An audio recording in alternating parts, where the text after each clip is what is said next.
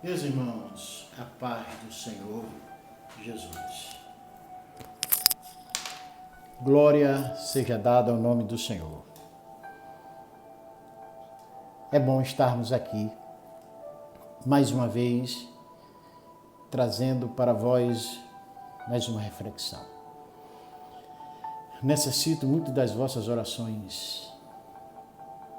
Continue orando por nós, por mim, pela minha esposa, meus filhos, pela minha família.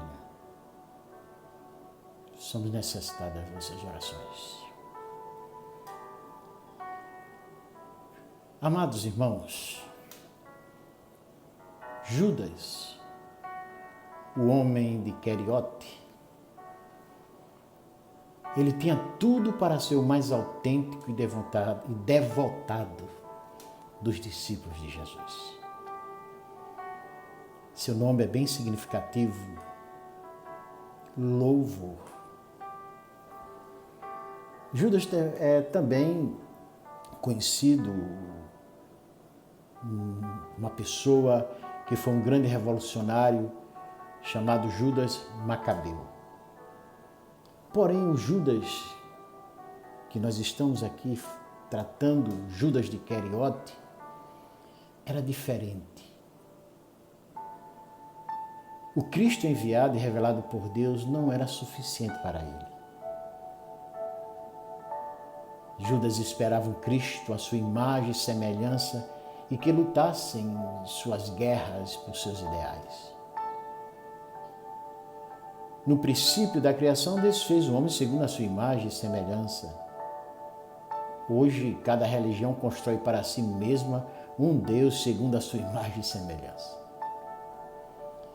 Judas esperava um Cristo do céu, mas que suas propostas fossem para estabelecer um reino de pompa e expulsasse Roma do solo sagrado e decretasse a libertação de Israel. Entretanto, aparece o Messias manso e humilde, pequeno e simples, sem glamour, sem aparência. Judas se magoa. Jesus frustra suas expectativas de reino e de Messias. Ele trai o seu mestre. Mas antes de entregá-lo definitivamente à morte, Jesus ainda lhe dá a oportunidade de arrependimento. Estando todos os discípulos assentados à mesa, Jesus disse, está em João 13:21. Na verdade, vos digo que um de vós me há de trair. Então os discípulos se entreolharam e duvidavam de quem ele falava. Então João reclina sua cabeça sobre o peito de Jesus e lhe pergunta, Senhor, quem é? Ao sinalizar o traidor, Jesus não queria causar um conflito entre eles, mas queria revelar uma oportunidade de graça ao traidor. E Jesus responde, João 13:26, é aquele a que eu der o bocado molhado. E molhando o bocado, Deus a Judas Iscariotes, filho de Simão. Segundo o costume judaico, o bocado molhado indicava que a pessoa que o recebia era a mais especial da festa depois do anfitrião. Neste caso, o bocado molhado foi um ato de misericórdia. Tudo, irmão, tudo que Judas precisava fazer, ali era recusar. Porque ao recusar, ele estaria dizendo, Senhor, eu não sou digno. Pois o bocado molhado é entregue ao amigo, a quem é estimado, alguém que tem um coração sincero, e eu não sou. Dê a João, a qualquer um dos discípulos, pois qualquer um que não for eu é melhor do que eu. Mas Judas se mantém inflexível e até o momento ele não precisa do diabo para induzi-lo ao erro, pois o diabo só se apossa dele depois que ele come o bocado molhado. O coração humano é capaz de uma grande quantidade de atos nocivos sem qualquer ajuda do diabo. Judas apressa os seus passos para a morte. Seu orgulho é tão grande que ele prefere o suicídio a ser acolhido no refúgio da graça de Jesus. O veneno da serpente se espalhou por toda a raça humana. Até hoje, o homem tem dificuldade para ver a bondade de Deus. Deus havia prometido um herdeiro para Abraão, mas o tempo de Deus não é o tempo de Abraão, não é o tempo dos homens. E o veneno da serpente induz Abraão a trilhar por atalhos ao invés de seguir o caminho. E desse desastre, precipitadamente, que Abraão tomou, aí nasceu Ismael, cujo nome significa Deus ouve, Deus ouviu. Nesse relato, em Gênesis 16, nós vemos que Deus ouviu Agar quando ela clamou em grave momento de necessidade. Depois o Senhor também ouviu a voz de Ismael quando foi largado por sua mãe debaixo de uma árvore para chorar até morrer. Eu digo, é Gênesis 21. Mas há uma revolta no coração de Ismael.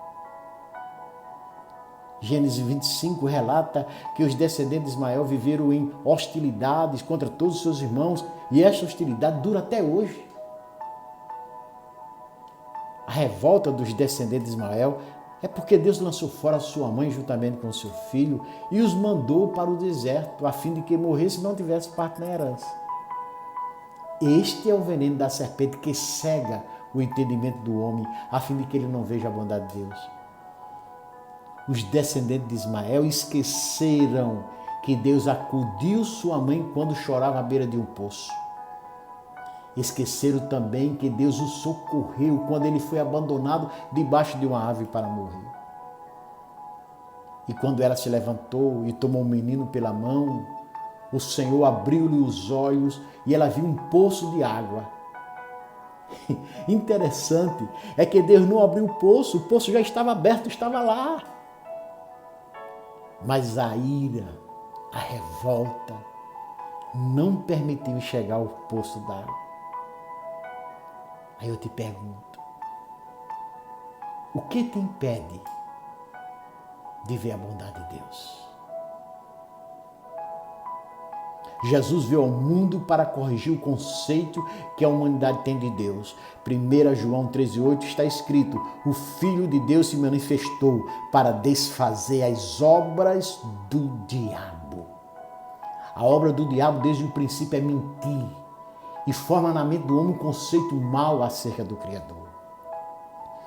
Então Jesus veio para desmentir a mentira da serpente e proclamar que o Eterno é o Deus de toda a graça e seu maior anseio é recolher todos os que estão cansados e sobrecarregados a fim de que encontre alívio para suas cargas. Para isso, ele teve que vencer a antiga serpente no deserto da tentação. Satanás queria romper o relacionamento que havia entre Jesus e seu Deus. Então pede para que Jesus dê uma prova de que Deus era com ele. E se Jesus transformasse as pedras em pães, ele estaria destruindo a fé. Pois a verdadeira fé não é sustentada em sinais e maravilhas, mas na confiança, que é o fruto de um relacionamento sincero com o Pai Celestial.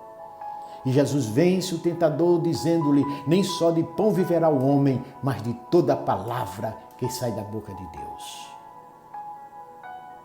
O que Jesus está dizendo ao tentador é que ele não precisa de provas. Ele confia integralmente na bondade de seu Pai Celestial. E ao dizer essas palavras, ele estava citando Deuteronômio 8:3, mostrando que o Pai Celestial alimentou os filhos de Israel com maná, a fim de ensinar-lhes que não deve confiar no pão que perece, mas na palavra eterna que procede da boca de Deus. Uma das melhores máximas que já ouvi é que no reino da graça de Deus não somos aceitos pelas nossas qualidades, nem rejeitados pelos nossos defeitos. Por exemplo, ninguém consegue proibir a lagarta de destruir a plantação. Ela não tem um freio moral capaz de reprimir o seu instinto destruidor. A única forma de impedir que a lagarta destrua a lavoura sem que essa seja exterminada é esperar que ela seja transformada em borboleta. Só a transformação modifica o instinto do homem. Depois da mudança, ninguém precisa ensinar a borboleta como se poliniza as flores, pois isso é uma motivação instintiva. O mesmo inseto que outrora destruía a plantação, agora participa do programa de fecundação. Só a graça de Deus transforma o instinto pecaminoso do homem. Que Deus em Cristo continue vos abençoando. A graça de nosso Senhor e Salvador Jesus Cristo, o grande amor de Deus, o nosso Pai, a comunhão e as consolações do Espírito Santo permaneça com toda a igreja, desde agora e para sempre. Amém. Glória